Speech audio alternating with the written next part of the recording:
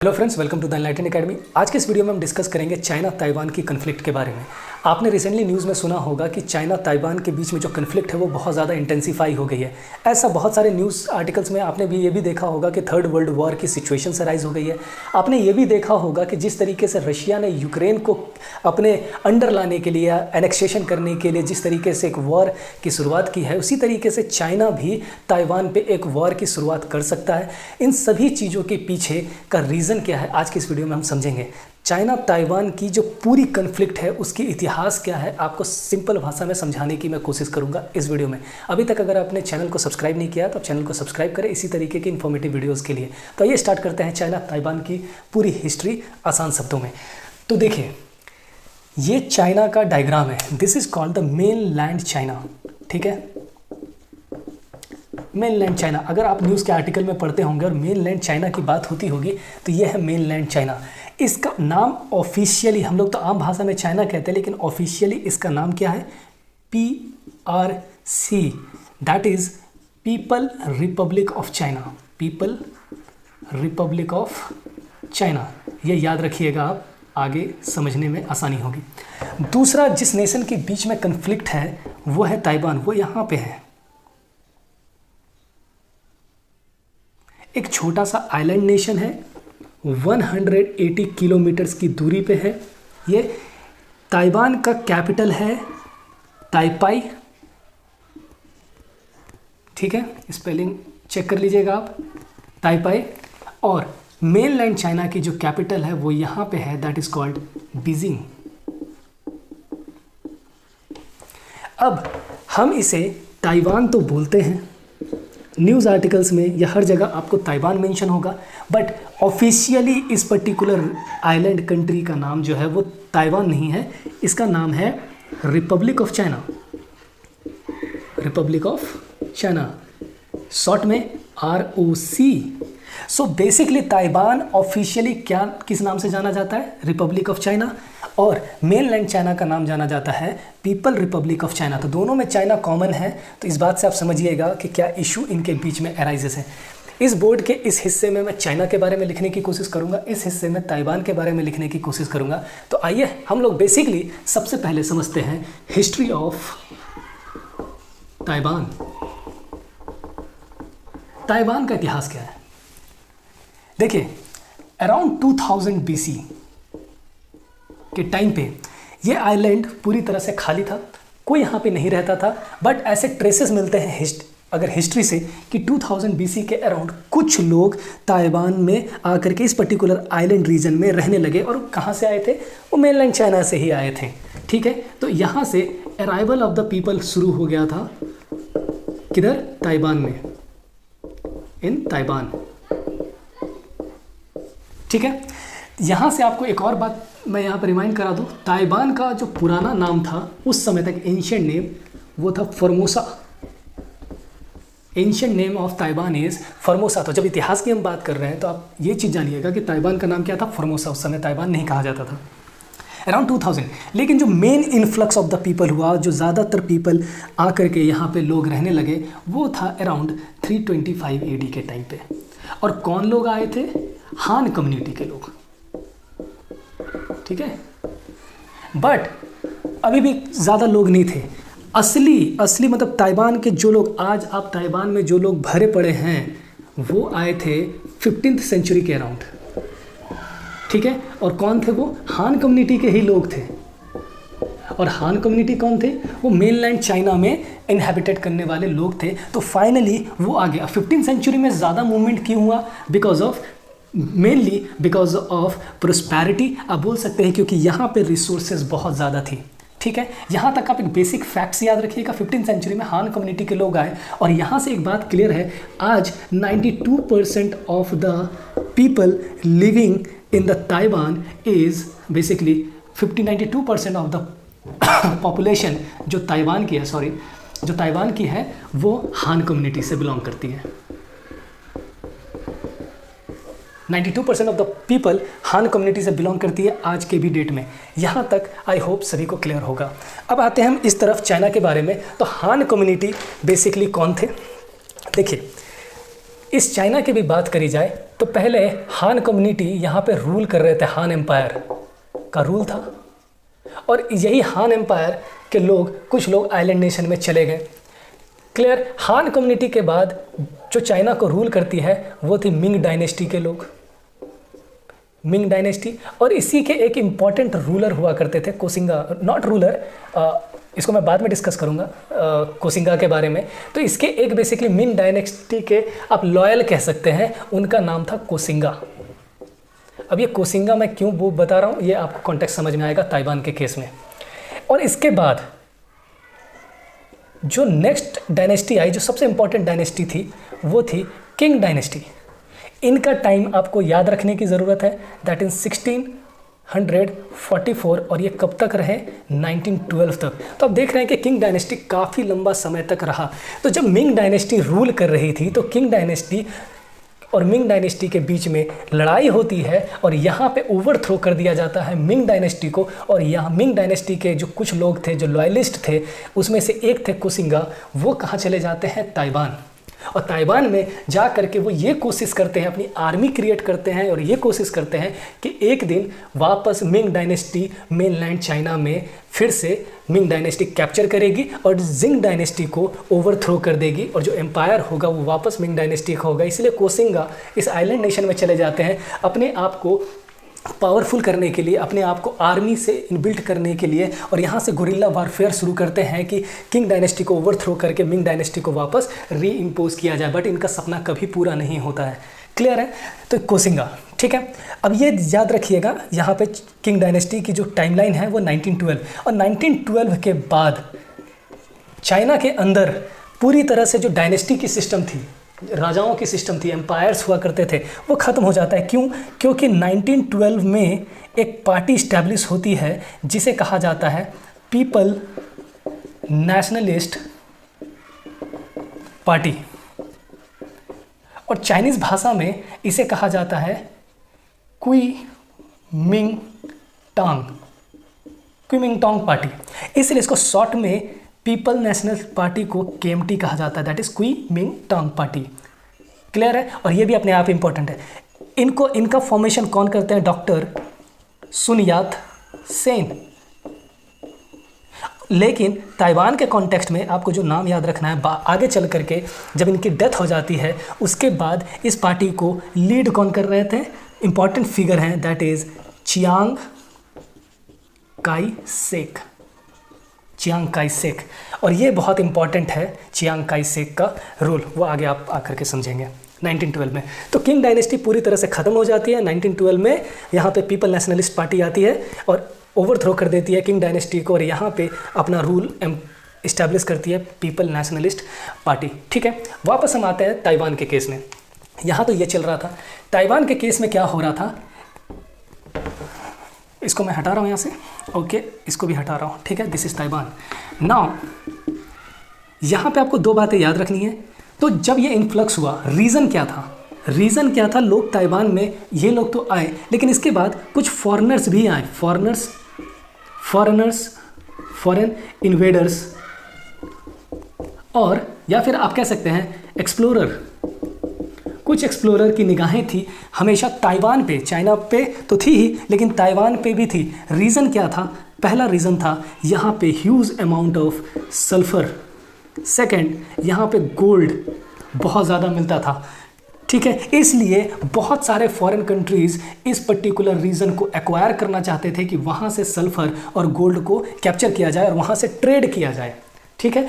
अब सल्फ़र क्यों इंपॉर्टेंट था किसी भी कंट्री के लिए? आपको पता है कि सल्फ़र से सारे गन पाउडर बनाए जाते हैं, इसलिए सल्फ़र की जो यहाँ पे ह्यूज अमाउंट, एक पहाड़ है वहाँ पे बहुत ज़्यादा सल्फ़र की मिलती है। जब इवन चाइना को भी ताइवान में इंटरेस्ट, एंशिएंट टाइम में किंग डायनेस्टी को ताइवान में, आप देखेंगे अभी मैं आगे जैसे बढ़ूँगा, चाइना को भी इंटरेस्ट इसलिए था क्योंकि यहाँ पे उनकी 300 kg की जो बेसिकली सल्फ़र थी, कब जहाँ माइनिंग होता था वहाँ पे आग लग गई और उनके पास सल्फ़र की कमी हो गई, क्योंकि उनको अपने आर्म्स और एमिनेशंस के लिए सल्फ़र की रिक्वायरमेंट थी। तो वो लोग भी फाइनली चाइना में जा करके यहाँ पे कब्जा करते हैं, even northern region of Taiwan में।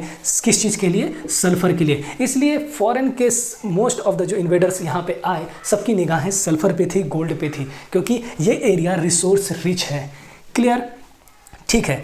तो सबसे पहली बात कि फॉरेन इन्वेडर्स आए सल्फ़र और गोल्ड के लिए। तो कौन कौन से फॉरेन इन्वेडर्स थे? 2 फॉरेन इन्वेडर्स यहाँ पे आए। सबसे पहले आई डच।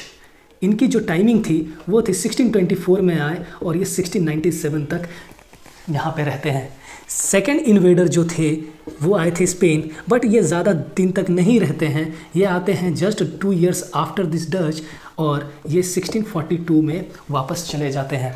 अब होता क्या है कि जब डच आकर के रूल इस्टेब्लिश करते हैं तो डच और स्पेन के बीच में एक वॉर होती है। फिर स्पेन को 1642 में डच हरा देती है और स्पेन ताइवान पे अपनी ऑक्यूपेशन को छोड़ देती है और ताइवान से बाहर निकल करके चली जाती है और डच इसको रूल कर रही होती है। यहाँ तक क्लियर है। लेकिन एट द सेम टाइम अब जब देख रहे होंगे कि 1644 के टाइम पे जब किंग डायनेस्टी यहाँ पे इस्टेब्लिशमेंट हुई और यहाँ से मिंग डायनेस्टी को हटाया गया, तो मिंग डायनेस्टी के जो कोसिंगा थे, एक लॉयलिस्ट, वो ताइवान चले गए। लेकिन इनको सबसे बड़ी प्रॉब्लम ये आई ताइवान के अंदर कि जब ये पहुँचे तो यहाँ इनको डच से फेस करना पड़ा। तो इन्होंने बेसिकली कोसिंगा ने अपनी आर्मी को बिल्डअप किया और डच के साथ फाइट किया गया। तो basically Koxinga fought with Dutch and इसके बाद डच जो है यहाँ पे उनको हारना पड़ता है। वो पूरी तरह से डच को क्रश कर देती है और डच को भी ताइवान को छोड़ना पड़ जाता है 1697 के अंदर। तो मिंग डायनेस्टी के जो लोग थे उन्होंने डच को हरा दिया और डच चले गए। उसके बाद यहाँ पे किसका कब्जा था? मिंग डायनेस्टी का। क्लियर है? ठीक है, यहाँ तक आ गई बात। आप इसे नोट डाउन कर लीजिए या स्क्रीनशॉट ले लीजिए। आगे बढ़ते हैं। ठीक है,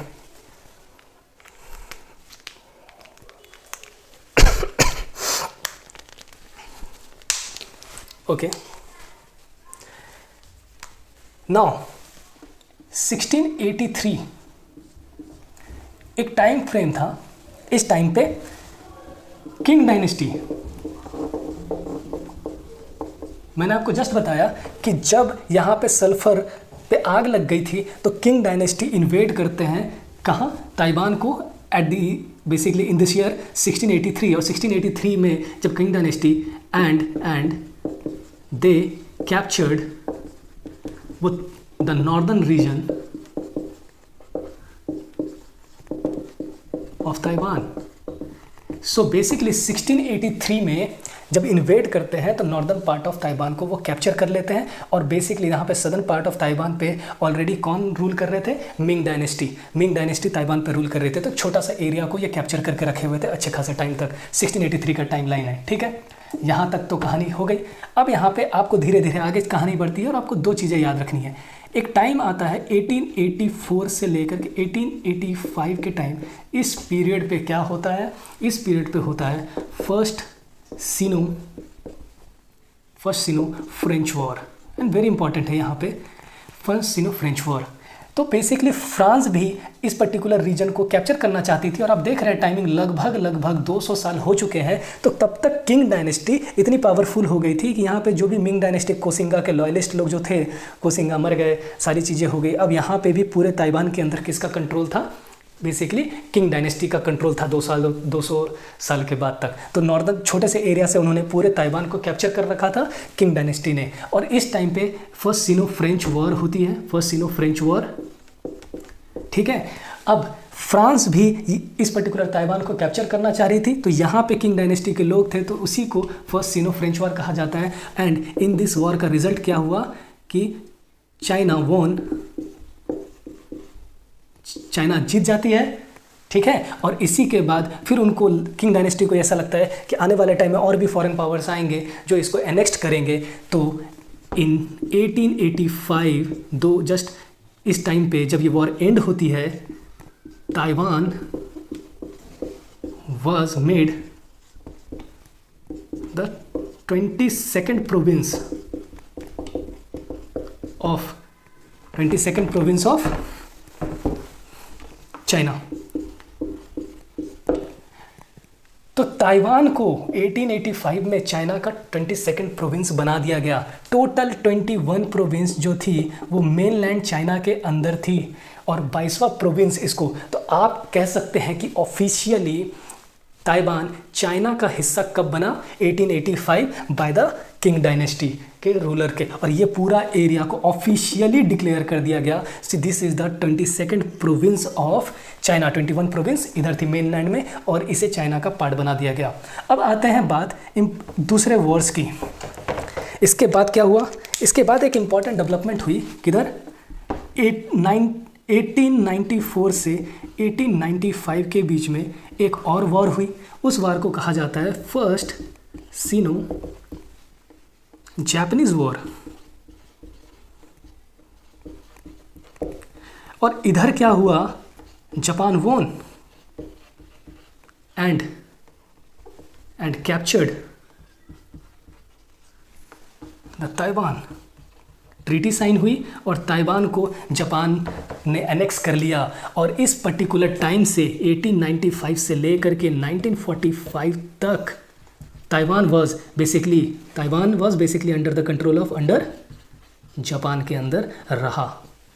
क्लियर है? तो ताइवान को किसने कैप्चर कर लिया? Japan, during the first Sino Japanese war. Taiwan को 22nd प्रोविंस बनाया गया और 10 सालों के बाद ये वॉर हुई और यहाँ से जापान इसको एनेक्स कर लेता है, कैप्चर कर लेता है। तो ये एक ब्रीफ हिस्ट्री आती है एंड यहाँ तक कोई दिक्कत? फिर अगेन ताइवान, ये आप नोट डाउन कर लीजिए। अब इसके बाद क्या होता है?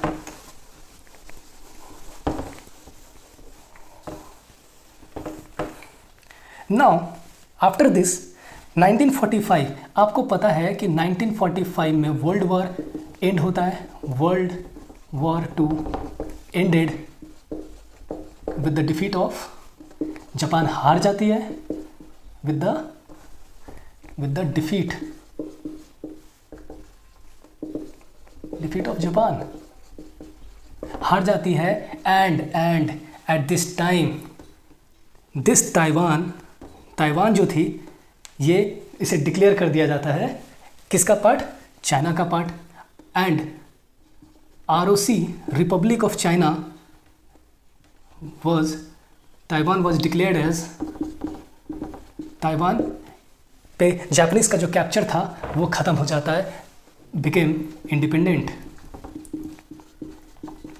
क्या हो जाती है? इंडिपेंडेंट।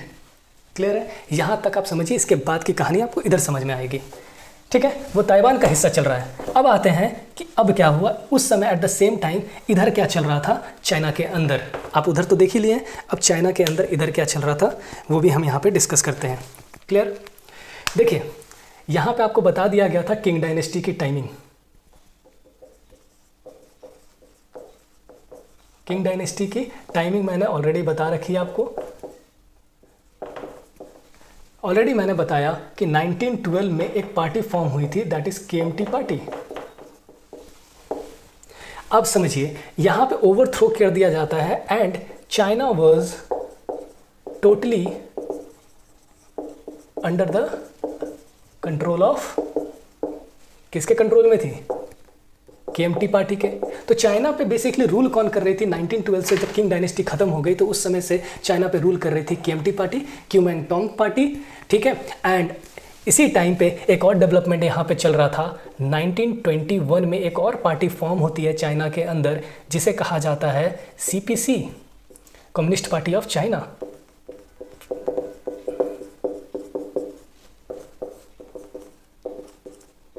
ठीक है? जो आज के डेट में चाइना को रूल कर रही है। 1921 में फॉर्म होती है CPC।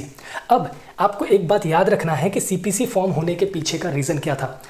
क्यूमिंटांग पार्टी, आपको भी पता है कि ये एक पॉलिटिकल पार्टी है। एक पॉलिटिकल पार्टी अकेले पूरे चाइना को रूल कर रही थी 1912 से लेकर के यहाँ तक। 1917 के टाइम पे आप सभी को अगर हिस्ट्री पता है, वर्ल्ड हिस्ट्री, तो रशियन रिवॉल्यूशन हुआ।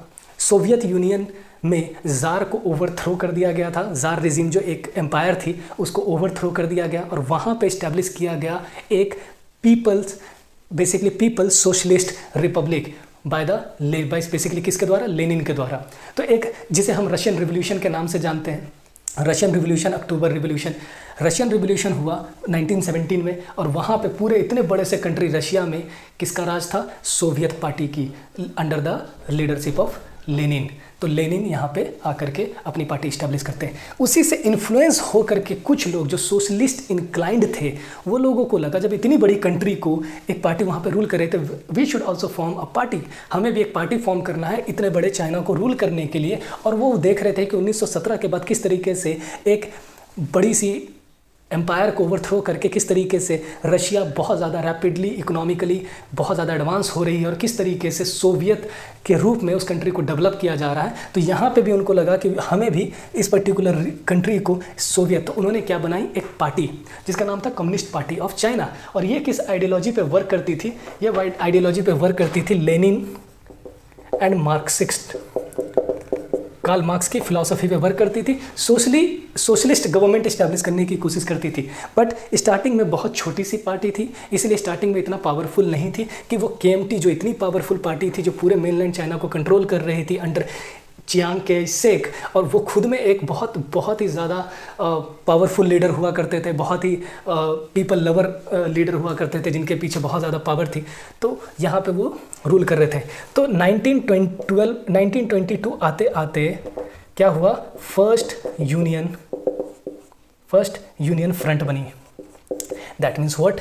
फर्स्ट यूनियन फ्रंट का मतलब है कि केएमटी पार्टी के अंदर मर्ज हो गई कौन? सीपीसी, क्योंकि सीपीसी को लगा कि हम लोग बहुत छोटी सी पार्टी हैं, तो बेटर कि हम इस चाइना को डेवलप करने के लिए हमें केएमटी के अंदर as a worker, as a आप कार्यकर्ता के रूप में काम करते हैं, और उसके बाद वर्क करके इसको डेवलप करने की कोशिश करते हैं। तो सीपीसी मर्ज्ड हो गई इस पे, और ये चीज़ चला 1927 तक। उसके बाद फाइनली स्प्लिट हो जाता है इन दो पार्टियों के बीच में, और ये स्प्लिट कब तक कंटिन्यू रहती है? 1942 तक।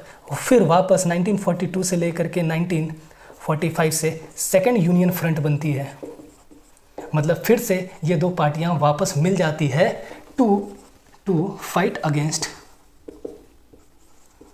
जापान। वो भी आ रहा हूँ मैं बताने, आप इस कॉन्टेक्स्ट से समझेंगे वो कहानी। तो 1900 स्प्लिट हो जाती है इन दोनों में, ठीक है। और उसके बाद जब स्प्लिट होती है तो इधर नॉर्दर्न हिस्सा में एक छोटा सा एरिया, ऑटोनोमस रीजन, ये लोग भाग करके यहाँ पे चले जाते हैं, और यहाँ पे वो लोग एक ऑटोनोमस रीजन इस्टेब्लिश करते हैं, और इस एरिया को वो लोग नाम देते हैं, दैट इज़ कि कम्युनिस्ट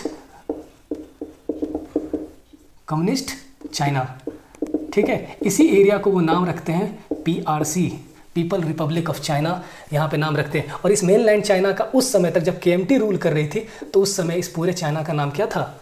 रिपब्लिक ऑफ चाइना। ये बात याद रखिएगा, वेरी इंपॉर्टेंट टू अंडरस्टैंड आगे चल करके, और जो इनके बीच में राइवलरी है उनको समझने में ये काम आएगा। तो ROC बेसिकली इस पूरे चाइना का नाम ROC रखा गया था 1912 के बाद, जब मिंग किंग डायनेस्टी को ओवरथ्रो कर दिया गया था। और ROC government basically KMT party जो इस्टेब्लिश करके रखी हुई थी, तो इस चाइना का नाम क्या था? ROC। और ये ROC नाम काफ़ी लंबे समय तक चलता है यहाँ पे, और इसका नाम 1949 तक ROC ही रहता है इस चाइना का, ruled by the KMT party. तो ये यहाँ चली जाती है, और इस छोटे से रीजन को वो नाम देते हैं पीपल रिपब्लिक ऑफ चाइना। और ये लोग आपस में लड़ते रहते हैं, कौन? Basically KMT party and CPC party. लेकिन जब जापान का इन्वेजन होता है, सेकेंड वर्ल्ड वॉर, एक साइड पे जापान थी, तो जब जापान उस टाइम पे बहुत पावरफुल हो गई थी, पूरी एशिया पे कंट्रोल करने का सपना रखती थी, और वो पूरे एशिया को अपना कैप्चर करना चाहती, इसलिए पूरी तरह से पेनिट्रेशन हो रहा था। और उन्होंने ऑलरेडी तो ये तो उसके कंट्रोल में था ही, तो ये पूरी तरह से चाइना को कंट्रोल, और जापान जैसी पावरफुल कंट्री, क्योंकि बहुत ज़्यादा पावरफुल थी जापान उस टाइम पे, तो जापान को रोक पाना बहुत मुश्किल था। इसलिए ये दोनों पार्टियों ने बोला, KMT party and CPC party ने, कि हमें अपनी आपसी राइवलरी को कुछ टाइम के लिए छोड़ देना पड़ेगा, और हमें यूनिफाइड होकर के हमें सबसे पहले जापान से लड़ना पड़ेगा, अदरवाइज जापान कैप्चर कर लेगा, ना तो हम रहेंगे ना तो तुम रहोगे। तो इससे बेटर है कि वी शुड फाइट, साथ में लड़ते हैं और चाइना को सेव करते हैं। और यहाँ से जब वर्ल्ड वॉर हो रही थी, तो 1942 से लेकर के 1945 तक सेकेंड यूनियन फ्रंट बना करके ये दोनों पार्टियां जापान से लड़ते हैं। और आप सभी को पता है कि 1945 में वर्ल्ड वॉर एंड होता है, जापान के हिरोशिमा और नागासाकी पे एटम बम गिराया जाता है, जापान अपनी डिफीट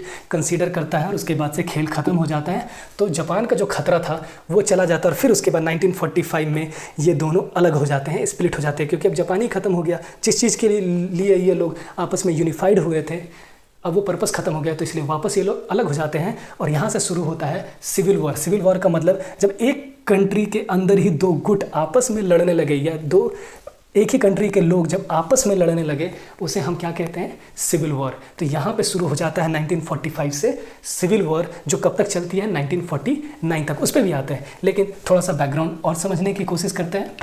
नाउ जब ये वर्ल्ड वॉर चल रहा था और जब ये पूरी तरह से बन रहा था, तो उस टाइम पे केएमटी पार्टी को, जो ऑलरेडी चाइना को रूल कर रही थी, पूरी चाइना को, अब देखिए कि सीपीसी बस इतना दूर रूल कर रही थी, पूरी चाइना पे कंट्रोल केएमटी पार्टी का था। और इस पर्टिकुलर रीजन का नाम भी आरओसी था, जिसने केएमटी पार्टी ने रखा। तो पहले चाइना का नाम क्या था, रिपब्लिक ऑफ चाइना, और केएमटी पार्टी इसकी बेसिकली रिप्रेजेंटेटिव थी। तो केएमटी पार्टी 1943 में साइरो या कायरो, जो भी आपको समझना है, इजिप्ट पे एक जगह है, वहाँ पे किससे मिलती है, US president and UK president से मिलते हैं। कौन, चांग किया शेक, ठीक है, चियांग काई शेक यूएस और यूके प्रेसिडेंट से मिलते हैं। उस समय यूएस के प्रेसिडेंट थे रूजरवेल्ट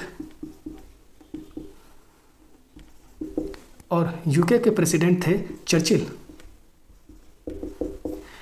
ये मिलते हैं और ये कहते हैं कि हम लोग तो यूनिफाइड होकर के जापान से लड़ रहे हैं, क्योंकि यूएस के अगेंस्ट था जापान, जापान से लड़ रहे हैं। तो जब ये वॉर एंड होगा और अगर हम लोग जीत जाते हैं तो ये पूरा चाइना जो है should be declared as ROC, और ये ताइवान भी जो है, जो जापान के कंट्रोल में है। तो मेनली यही खेल ये बेसिकली था। और यहाँ से एक डिक्लेरेशन पास किया जाता है जिसे बोला जाता है साइरो डिक्लेरेशन।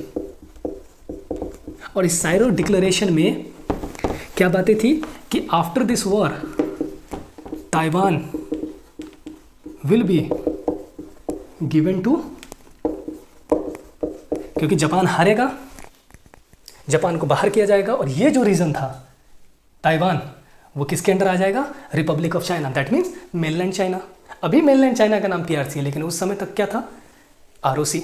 तो ये मेनलैंड चाइना जो है, Taiwan will B come under the ROC, यही साइरो डिक्लेरेशन में मेंशन किया हुआ था, ठीक है। और एग्जैक्टली जब वॉर खत्म हुआ तो पोट्सडेम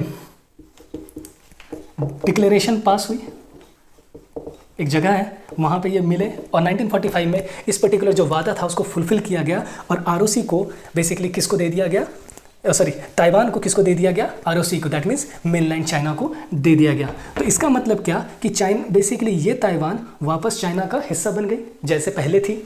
जापान हार चुका, जापान को अपनी सारी फोर्सेस हटानी पड़ी, and this Taiwan again become the part of mainland China. लेकिन अब ध्यान रखिएगा, आरओसी मेनलैंड चाइना का हिस्सा हुई।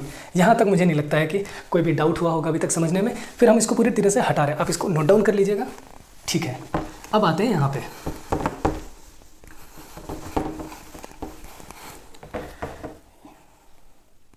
ताइवान। अब थोड़ी सी हिस्ट्री और बचती है। 1945 में जब ये आ गया और वापस ये दो पार्टियां स्प्लिट हो गई, तो 1945 से लेकर के 1949 तक मेनलैंड चाइना के अंदर शुरू होता है सिविल वॉर। और इस सिविल वॉर में क्या होता है, फाइनली सीपीसी डिफीटेड हुम, केएमटी पार्टी को डिफीट कर देती है 1949 के आसपास, और चियांग काई शेक फ्लीड भाग जाते हैं, फ्लीड टू ताइवान। किधर चले जाते हैं, ताइवान के पास, ताइवान आ जाते हैं। टोटल 12 लाख लोग उस समय जो भी सपोर्टर हुआ करते थे वो यहाँ पे आ जाते हैं अंधाधुंध, क्योंकि पीआरसी जो पार्टी थी यहाँ पे वो इतनी पावरफुल हो चुकी थी इस बीच में 1927 से लेकर के 1945 तक इतनी पावरफुल हो चुकी थी। और वो पावरफुल क्यों हुई थी उसका भी रीज़न मैं अभी जस्ट बताने वाला हूँ आपको। तो 12 लाख लोग ले करके 1949 में सब जो केएमटी पार्टी के लोग थे वो इधर आ गए, क्योंकि अब यहाँ पे रहते तो वो मारे जाते, वो यहाँ पे आ गए। और यहाँ पे 1949 ये टाइम आपको याद रखना है। Finally Taiwan declared as ROC, क्योंकि आरओसी का तो हिस्सा था ही। लेकिन अब जब यहाँ पे हार गए, तुरंत इस आरओसी को 1949 में, आरओसी जो नाम था रिपब्लिक ऑफ चाइना, उसको कम्युनिस्ट गवर्नमेंट ने, सीपीसी ने क्या नाम रख दिया, पीआरसी चाइना। और 1949 से ये जो मेन लैंड चाइना है वो कहा जाने लगा पीपल रिपब्लिक ऑफ चाइना, और ये जो हिस्सा था वो कहा जाने लगा आरओसी 1949 से। पहले टोटल आरओसी था, 1949 में सिर्फ ये आरओसी बच गया, रिपब्लिक ऑफ चाइना। क्लियर है। अब आते हैं बात ये समझने की कि एग्जैक्टली यहाँ पे ये सारी चीज़ें जो घटनाएं हुई उसके पीछे का रीज़न क्या है। कम्युनिस्ट यहाँ पे थी, ये कम्युनिस्ट इंक्लाइन थी। ये पावरफुल होने के पीछे का सबसे बड़ा रीज़न था सोवियत की फंडिंग। सोवियत के लेनिन, और वहाँ से जितने भी फंडिंग आती थी वॉरफेयर, मतलब ammunitions, arms, missiles, defence systems, सब कुछ कम्युनिस्ट पार्टी ऑफ चाइना को दिया जाने लगा। क्यों? क्योंकि अब यहाँ से कहानी हो जाती है शुरू आइडियोलॉजिकल वॉर की। आपको भी पता है कि 1945 से दो गुटों में पूरी दुनिया बट गई थी और कोल्ड वॉर शुरू हो गया था। एक गुट थी यूएस वेस्टर्न जो कैपिटलिज्म को फॉलो करती थी, और दूसरी थी यूएसएसआर जो सोवियत बेसिकली सोशलिज्म को फॉलो करती थी। पीआरसी सोशलिज्म को सपोर्ट करती थी, बट चांग काय शेक जो थी वो डेमोक्रेसी को सपोर्ट करती थी, इसलिए यूएस इसको सपोर्ट करता था। और यहाँ से पूरी फंडिंग इनको मिलती थी, इस पार्टी को और मजबूत किया जाएगा। इस वजह से इतनी छोटी से एरिया में रह करके भी वो इतने पावरफुल हो गए। और यहाँ पे वो लोग इस्टेब्लिश करते हैं रेड आर्मी, जो आज भी चाइनीज़ की आर्मी है। रेड आर्मी वर्कर्स को जुटाते हैं। और आप एक साल के अंदर, जब ये वर्ल्ड वॉर ये चल रहा था, ये टाइमिंग 1942 के टाइम पे 40,000 से 12 लाख तक इंक्रीज़ कर दिया गया मिलिट्री पावर। वर्कर्स, पीजेंट, सभी लोग मिल करके यहाँ पे आर्मी इतनी बड़ी हो गई पैसों की मदद से, डिफेंस की मदद से, कि चियांग काय शेक के लिए पीआरसी से लड़ पाना मुश्किल हो गया। और फाइनली यहाँ पे डिफीट हो करके आरओसी यहाँ पे सेटल डाउन हो गई। ठीक है, यहाँ तक पूरी कहानी बंद, कहानी ख़त्म हो गई। यहाँ पे ये हिस्ट्री थी ताइवान की। अब हम आते हैं ताइवान चाइना कन्फ्लिक्ट पे। ठीक है, ओके। अगर आप ये पूरी बैकग्राउंड को समझ गए हैं तो आपके लिए अब आगे की कहानी, इन जो दोनों के बीच में कन्फ्लिक्ट है, उसको समझना बहुत ज़्यादा आसान हो जाएगा। क्लियर? नाउ 1949 से ये दो कंट्री है, एक बड़ी वाली, सपोज कीजिए चाइना, मेन लैंड चाइना, और ये आरओसी दैट इज़ ताइवान। अब देखिए 1949 में जब चियांग काय शेक ने इसको कैप्चर किया और यहाँ पे सीपीसी पार्टी आई और इसके लीडर थे माओ जेडोंग। अब ये दोनों एक ही बात कहते थे, one China policy. One China policy इसका मतलब नहीं है एक बच्चे वाली पॉलिसी, और ये भी सेम बात कहती थी, वन चाइना पॉलिसी। और दोनों का सरदार खान की तरह एक ही मकसद था। ये छुटका ताइवान ये कहता था कि ये और ये दोनों एक ही हैं, that is one China policy. There is only one China, there will be only one China, there is no two China. Republic ये कहती थी कि there is a one China policy which is called as Republic of China. ये भाई साहब ये कहते थे there is only one China that is called PRC. और वन चाइना का मतलब ये कॉम्बाइंड करके कहते थे, ये भी कॉम्बाइंड करके कहते थे। ठीक है, अब ये जो बेसिकली इशू था ये न्यूज़ में क्यों आया, देखिए अब आप पूरी हिस्ट्री समझ चुके होंगे। तो अब आपको मैं बताता हूँ कि इस न्यूज़ के आने के पीछे रीज़न क्या है। यूएस में के पार्लियामेंट में 2 सदन होते हैं। ठीक है, जैसे हमारे देश में लोकसभा और राज्यसभा है, तो वहाँ पे भी यूएस में 2 सदन होते हैं। हाउस ऑफ कॉमन की स्पीकर है कौन, Nancy Pelosi. Recently visited Taiwan. तो भैया कोई भी कहीं भी विजिट कर सकता है, इसमें कौन सी बड़ी बात है। ठीक है, लेकिन आज के डेट में कहा जा रहा है थर्ड वर्ल्ड वॉर होगा। ये भी कहा जा रहा है कि चाइना इस पर्टिकुलर छोटी आइलैंड नेशन ताइवान को कैप्चर कर लेगा। जिस तरीके से रशिया ने यूक्रेन पे वॉर छेड़ दिया, ये कह करके कि हिस्टोरिकली यूक्रेन जो है वो रशिया का ही पार्ट है, उसी तरीके से चाइना भी यहाँ पे वॉर डिक्लेयर कर देगी। और पूरी वेस्टर्न नेशन ज़्यादा कुछ कर नहीं पा रही है रशिया और यूक्रेन के वॉर में, एक्सेप्ट इकोनॉमिक सैंक्शन, लेकिन ये भी कर सकती है इसको कैप्चर। तो इस तरीके की बहुत सारी स्पेकुलेशंस लगाए जा रहे हैं, और ये स्पेकुलेशन इस पर्टिकुलर इंसिडेंट के बाद बहुत ज़्यादा इंटेंसिफाइड हो जाता है, बहुत ज़्यादा इंटेंसिफाइड हो जाता है। रीज़न क्या है देखिए, चाइना शुरुआत से लेकर के इस पर्टिकुलर रीजन ताइवान को क्या मानते आया है कि ये मेरा ही हिस्सा है। अब फॉर एग्जांपल अगर इंडिया में किसी रीजन में आम आदमी तो वीज़ा लेकर के पासपोर्ट लेकर के आ जाएगा, लेकिन कभी कोई हाई डिग्नेटरीज, इसे डिप्लोमेटिक विजिट बोलते हैं, बहुत high dignitaries like president, prime minister, premier, और ये जो पर्टिकुलर पोस्ट है स्पीकर का वो बहुत पावरफुल है। इंडिया के भी अगर पार्लियामेंट में लोकसभा के स्पीकर को बात करें तो वो भी ऑर्डर ऑफ प्रेसिडेंस में बहुत ऊपर का स्थान रखती है, ठीक है, मतलब वो पर्टिकुलर पोजीशन। तो यहाँ पे भी इसे हाई डिग्नेटरीज बोला जाता है, that is called the high dignitaries, मतलब बहुत ही पावरफुल मतलब मेनली रिप्रेजेंटेटिव है किसी नेशन के। तो चाइना ने ऑलरेडी एक वार्निंग शुरू हमेशा से ये कह रखी है कि किसी भी कंट्री के हाई डिग्निटरीज को ताइवान में विजिट करने से पहले चाइना से परमिशन लेना पड़ेगा। क्यों? क्योंकि ताइवान भी चाइना का हिस्सा है। ये कहती है पूरी दुनिया, ऑफिशियली मानती भी है, ऐसा नहीं है, वो भी आप देखेंगे अभी जैसे जैसे आगे बढ़ेंगे तो ऑफिशियली मानती भी है, लेकिन साइकोलॉजिकली नहीं मानती है, ठीक है। तो चाइना ये कहती है कि ये मेरा हिस्सा है, और आप अगर जिस तरीके से किसी की कंट्री की सॉवरन राइट्स पे आप नहीं एंटर कर सकते, तो कोई भी विजिट कर जाएगा और हम ये देखते रहेंगे। इसे कहा जाएगा एक्ट ऑफ एग्रेशन, कि आपने एग्रेशन दिखाया है, और इस एग्रेशन से वॉर भी कंडक्ट करने का एक सिग्नल है, क्योंकि वॉर के लिए इमीडिएट कॉस्ट चाहिए। तो ये एग्रेशन जो है, इसे इस तरीके से अगर कोई भी हाई डिग्नेटरीज कभी भी ताइवान में बिना चाइना के परमिशन के घुसता है, उसे क्या कंसीडर किया जाएगा? Act of aggression. और कोई भी act of aggression leads to the war, और वॉर डिक्लेयर किया जा सकता है चाइना के थ्रू। क्लियर है? इसी तरीके से हर कंट्री डिफाइन करती है एक्ट ऑफ एग्रेशन।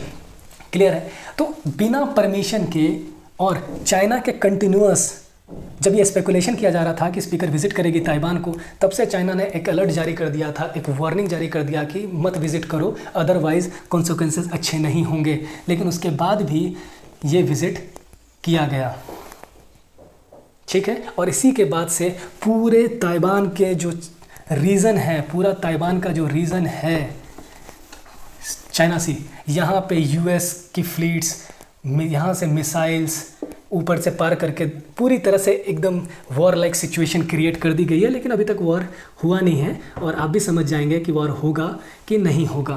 क्लियर है? और ये इंसिडेंट ये हो गया। अब तो सवाल ये आता है कि ये पूरी सिचुएशन चाइना ताइवान कन्फ्लिक्ट से बढ़ करके यहाँ तक तो हम लोग तो जान गए हैं 1949 तक। अब कहानी शुरू होती है पति पत्नी और वो की।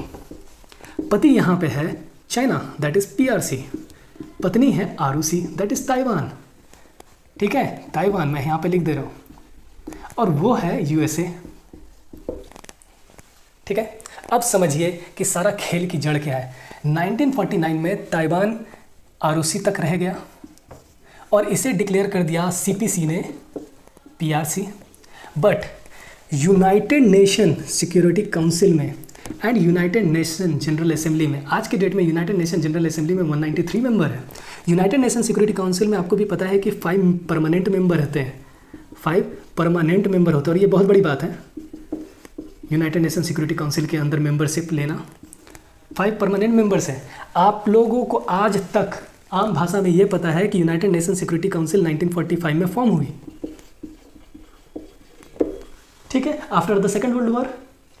और आप लोगों को पता है कि 5 परमानेंट मेंबर थे स्टार्टिंग से। उसमें आप लोगों को ये भी पता है कि भैया China is the permanent member, is permanent member है 5 नेशन में से, ठीक है। 5 कौन कौन से हैं वो भी मैं यहाँ पे आपको लिख देता हूँ फॉर द नॉलेज।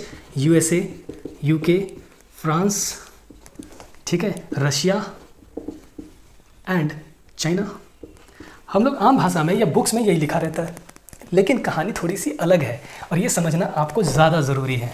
देखिए, आपको ऑलरेडी मैंने बताया था कॉन्टेक्स्ट कि 1943 में सायरो में मीटिंग हुई थी। किसकी? चियांग काई शेक, यूएस के प्रेसिडेंट, यूके के प्रेसिडेंट, कि भैया आरओसी डिक्लेयर कर देना है पूरे चाइना को, और ये ताइवान जो है वो आरओसी का पार्ट होगा जब जापान यहाँ से भाग जाएगा। और जब ये सिक्योरिटी काउंसिल बनी तो हमें क्या लग रहा है, अच्छा चाइना तो मेंबर है। अरे भाई, तो कौन सा चाइना मेंबर है? परमानेंट मेंबर 1945 से यूनाइटेड नेशन सिक्योरिटी काउंसिल का मेंबर कौन थी? That is ROC. Even general Assembly में मेंबर कौन थी? ROC, Republic of China. अब यहाँ तो पीआरसी स्टैब्लिश कर दिया गया, इसका नाम हटा दिया गया, इसे पीपल रिपब्लिक ऑफ चाइना बोल दिया गया, लेकिन यूनाइटेड नेशन सिक्योरिटी काउंसिल की मेंबरशिप में चाइना तो हम बोल रहे हैं, बस किस चाइना की बात कर रहे हैं? That is Taiwan. क्योंकि 1949 के बाद, 4 साल के बाद, इसके फॉर्मेशन के बाद 1949 आरओसी तो बस ये रह गया, ये तो पीआरसी बन गया।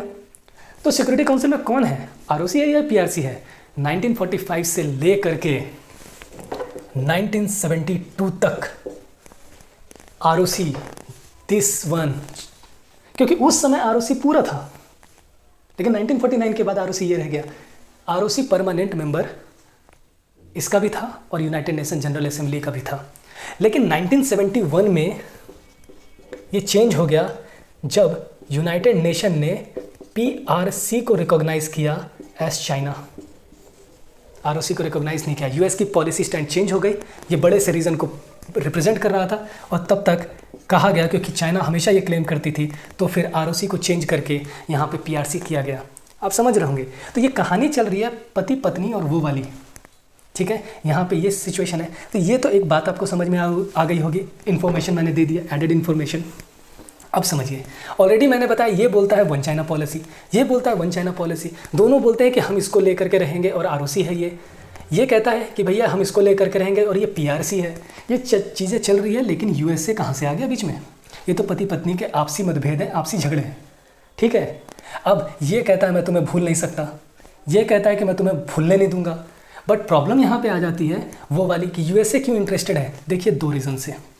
एक, आज के डेट में करंट सिचुएशन में बता रहा हूँ ताइवान का, और पहले भी क्यों थी, चलिए मैं हिस्टोरिकली पहले बता देता हूँ।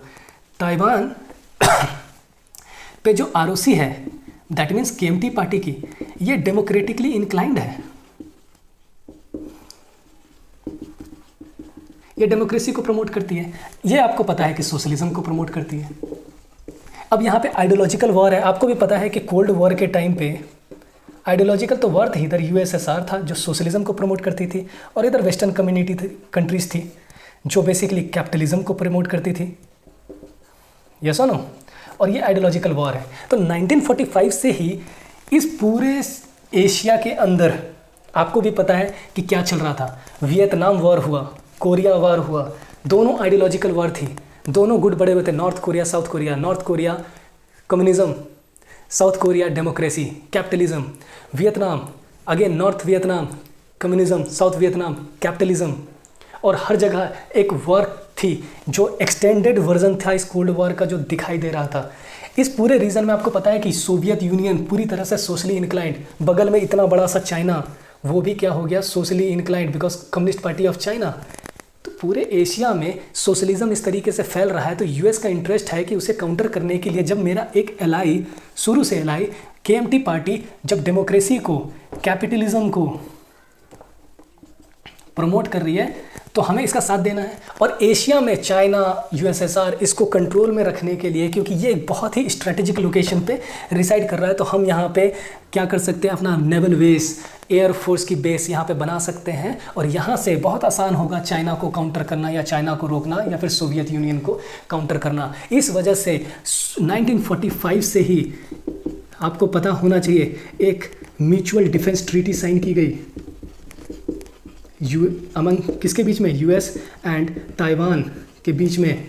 और ये कहा गया कि एनी टाइम आरओसी पे अगर कोई भी हमला करता है तो ये माना जाएगा कि यूएस पे वो हमला है, और इन रिटेलिएशन बदले में यूएस उस पर अटैक कर सकता है। तो ये बात ही इंक्लूडिंग पीआरसी, क्लियर है। तो म्यूचुअल डिफेंस ट्रीटी थी, मतलब हमेशा से यूएस ताइवान को प्रोटेक्ट करती थी एंशियंट टाइम्स, मतलब एंशियंट नहीं, मतलब है कि हिस्टोरिकल टाइम्स है 1945 के आफ्टर वर्ल्ड वॉर, तो प्रोटेक्ट करती थी स्ट्रेटेजिक लोकेशन के कारण, और दूसरा अपनी आइडियोलॉजी के लिए, क्योंकि ये डेमोक्रेटिकली इंक्लाइंड थी।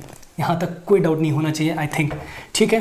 तो इसके पीछे की कहानी यहाँ तक आ गई बात समझ में। अब आती है बात कि यूएस आज क्यों इंटरेस्टेड है, या वेस्टर्न कंट्रीज आज भी वही रीज़न है, लेकिन उनके साथ एक रीज़न ये हो गया है सिलिकन। ताइवान में बहुत सिलिकन है, और ताइवान की एक सिंगल कंपनी सिर्फ, पूरा ताइवान तो छोड़ दीजिए, एक सिंगल कंपनी ऑफ ताइवान पूरे वर्ल्ड का 60% सेमीकंडक्टर मैन्युफैक्चर करती है। और सेमीकंडक्टर चिप जो है, आज आपको पता है कि मोबाइल फ़ोन से लेकर के एटीएम कार्ड से लेकर के missile car, electric vehicle, helicopter, missile, हर जगह चिप का इस्तेमाल हो रहा है, सेमीकंडक्टर। जितनी चीज़ें छोटी होती चली जाएगी उतना सेमीकंडक्टर का यूज़ बढ़ जाएगा। और 60% of the semiconductor through out the world अकेला यहाँ की एक कंपनी बस प्रोवाइड करती है, क्योंकि सिलिकन यहाँ पे इतना ज़्यादा मिलता है और चिप बनाती है, और कोई अल्टरनेट भी नहीं है। एक बार अगर मान लिया जाए कि चाइना इस पर कंट्रोल कर लेती है, तो ये पूरी तरह से इलेक्ट्रॉनिक चिप पे कंट्रोल हो जाएगा, और 1 मिनट में चाइना चाहेगा तो पूरे देश की, पूरी दुनिया की इकोनॉमी को हिला करके रख सकता है। आपको पता है कि एग्रेसिव पॉलिसी है इसकी। इस वजह से सभी की एकदम एक मत है कि ताइवान को प्रोटेक्ट करना, चाहे वो इंडिया हो, जापान हो, साउथ कोरिया हो, कोई भी हो, पूरी वेस्टर्न कंट्रीज़ क्यों ना, सब चाहते हैं कि ताइवान जिंदा रहे। प्लस स्ट्रैटेजिक लोकेशन पे तो हमेशा चाइना के एग्रेशन को रोकने के लिए it is very much essential कि आप इस पर्टिकुलर जगह पे कंट्रोल रखें और रीजन रखें, मतलब यहाँ पे, ठीक है, यहाँ पे कंट्रोल इस्टेब्लिश करके रखें कि आप इसको और रशिया इन दोनों को काउंटर कर सकते हैं इस पर्टिकुलर एरिया से। इस वजह से आज के डेट में यूएस ये जो वो इतना इंटरेस्टेड है, और इसी वजह से चाइना हमेशा यूएस की किसी भी तरीके की इंटरफेरेंस से हमेशा वार्निंग देता है, और ये किया जाता क्योंकि जितना ये इंटरफेरेंस करेगी उतना चाइना के लिए एक्सपैंड करना, क्योंकि यहाँ पे आपको भी पता है ताइवान जो है वो साउथ चाइना सी में है, और साउथ चाइना सी पे किस तरीके से अपना इन्फ्लुएंस ये बढ़ाते जा रही है। तो उस पर्टिकुलर चीज़ को भी कंट्रोल करने के लिए साउथ चाइना सी के जापान हो गया, कोरिया हो गया, हर कोई चाहता है कि ताइवान प्रोटेक्टेड रहे, ठीक है। यहाँ तक तो बात क्लियर है। अब थोड़ा सा ताइवान की प्रेजेंट सिचुएशंस के बारे में भी बात कर लेते हैं। देखिए 1949 से हुआ, और उसके बाद एक ही बात थी कि हम मिलिट्री एक्शन से इसको कैप्चर करेंगे। ये भी बोलता था, माओ जेडोंग का भी फिलॉसफी थी कि मिलिट्री एक्शन से हम इसको कैप्चर करेंगे, लेकिन ये सारे इक्वेशन बाद में जाकर के बदल जाते हैं जब 1977 में चियांग काई शेक की मौत हो जाती है।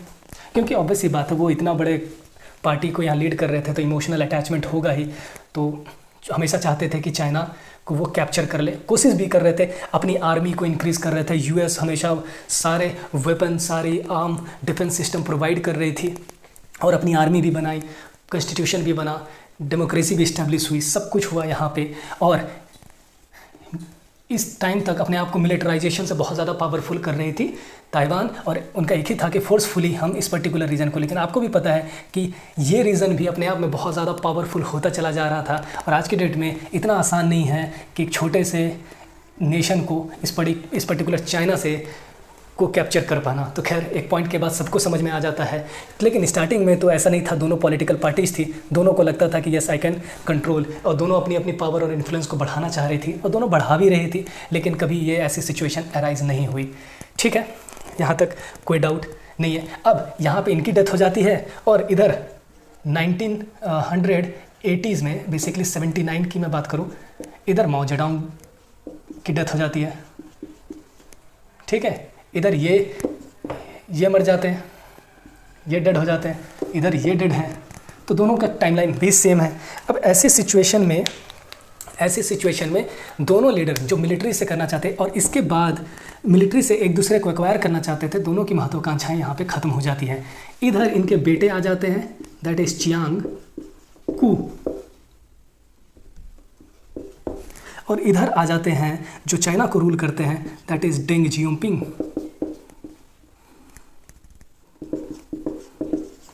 डेंग जियोपिंग अब दोनों क्या करते हैं, डेवलपमेंट की बातें करते हैं, और इसके टाइम पे खूब डेवलपमेंट होता है ताइवान का, और इसके टाइम पे खूब डेवलपमेंट होती है चाइना की, ठीक है। और डेंग जियोपिंग फाइनली बोलते हैं कि अब हम मिलिट्री एक्शन से नहीं, हम लोग आपस में बातचीत करके इसको अपने अंदर ले करके आएंगे, और ये भी छोड़ देते हैं यहाँ तक। लेकिन 1987 तक 1949 से 1987 तक ताइवान में मार्शल लॉ इम्पोज रहती है और 1987 में मार्शल लॉ हटा दिया जाता है by the king the ruler चिंकू के।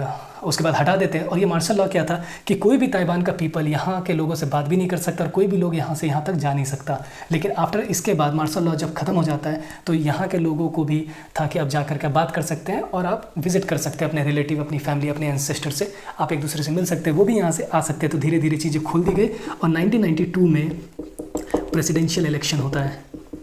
ठीक है, फर्स्ट प्रेसिडेंशियल इलेक्शन होता है और KMT पार्टी जीतती है और लीडर का फॉर्मेशन होता है। ठीक है, यहाँ तक मुझे नहीं लगता है कि कोई डाउट होगा। अब यहाँ से जब धीरे धीरे ली, टैंग की फिर वापस बनता है और इनके टाइम पे पहली बार PRC को रिकॉग्नाइज़ किया जाता है कि ठीक है अब हम ये क्लेम छोड़ देते हैं कि हम इसको मिलाएंगे। इसके बाद ये क्लेम छोड़ दिया जाता है कि भैया आप अपना जियो, हम अपना जिएंगे, ये टॉक्सिक रिलेशनशिप को ख़त्म करते हैं, दोनों को जहाँ जाना है जाओ, हो गया बहुत ये एक तरफा मोहब्बत, अब इसको ख़त्म करते हैं, एंड करते हैं। और फाइनली 1992 के बाद इसको रिकॉग्नाइज़ कर लिया जाता है कि भैया पूरे यूनाइटेड नेशन ने रिकॉग्नाइज़ कर ही लिया, हम भी रिकॉग्नाइज़ कर लेते हैं कि ठीक है PRC है, रिकॉग्नाइज़ कर लिया जाता है। एंड नाउ वी विल, अब हम लोग डेमोक्रेसी को फॉलो कर रहे हैं, now we will focus on the economic development को फोकस करेंगे और अपनी कंट्री को बढ़ाएंगे और इसे एज एन इंडिपेंडेंट कंट्री करेंगे। लेकिन वो हमेशा ये कहते हैं कि हाँ हमें ये, लेकिन ये अभी तक क्लेम नहीं छोड़ रहा। ये चाइना ये हमेशा आज भी ये क्लेम करके करता है। जैसे इसने क्लेम छोड़ दिया कि भैया इतना बड़ा रीज़न अब हमारा नहीं है, now we are ROC and I am happy with it, हम खुश हैं। लेकिन ये कहती है कि ना हम अभी भी इसको PRC मानते हैं और एक ना एक दिन तो हम इसको कैप्चर करके रहेंगे। जैसे रशिया यूक्रेन को हमेशा कैप्चर करने की बात करता था। अब देखते हैं कि आने वाले टाइम में क्या होगा, नहीं होगा, जियोपॉलिटिक्स है, किस तरीके से चीज़ें डेवलप होगी, बदलेगी, वो तो बात की बात कहानी है। लेकिन करेंटली बहुत ज़्यादा इकोनॉमिकली डेवलप्ड हो चुका है, डेमोक्रेसी यहाँ पे इस्टेब्लिश्ड है। यहाँ पे यूनिवर्सल फ्रेंचाइज सिलेक्शन होता है, 20 साल के उम्र से कोई भी ज़्यादा लोग यहाँ पे आराम से वोट कर सकते हैं, वोट करके अपने प्रेसिडेंट को। आज भी चाइना में ये चीज़ें नहीं होती है। तो ये डेमोक्रेसी को फॉलो करता है, ये सोशलिस्ट को फॉलो करता है। यहाँ पे पब्लिक सिस्टम, ये फ्री ट्रेड इकोनॉमी है, ये क्लोज्ड इकोनॉमी है। तो बहुत तरीके के डिफरेंसेस है दोनों में। इस वजह से US आज भी इसको सपोर्ट करता है, पूरी दुनिया सपोर्ट करती है। अब देखते हैं कि क्या रशिया की तरह यूक्रेन पे जिस तरीके से एनेक्सेशन की कोशिश हुई है, क्या आने वाले टाइम में चाइना का कोशिश हो सकता है। तो वो तो वक्त की बात है, बट प्रोबेबली नहीं होगी। रीज़न क्योंकि चाइना की इकोनॉमिक की स्थिति अभी ख़राब है। लेकिन हाँ, जब इकोनॉमिक स्थिति अच्छा हो जाए तो कुछ भी हो सकता है। जियोपॉलिटिक्स में कुछ भी कहना, इवन पॉलिटिक्स में कुछ भी कहना इतना आसान नहीं है। नीतीश कुमार किसी के साथ भी सरकार बना सकते हैं, तोड़ सकते हैं, इधर भी कुछ भी हो सकता है। आई होप आपको ये वीडियो बहुत ज़्यादा इन्फॉर्मेटिव लगा होगा। अगर इन्फॉर्मेटिव लगा तो आप इसे अपने दोस्तों के साथ शेयर कर सकते हैं और चैनल को सब्सक्राइब कर सकते हैं। मिलते हैं नेक्स्ट वीडियो में, तब तक के लिए जय हिंद।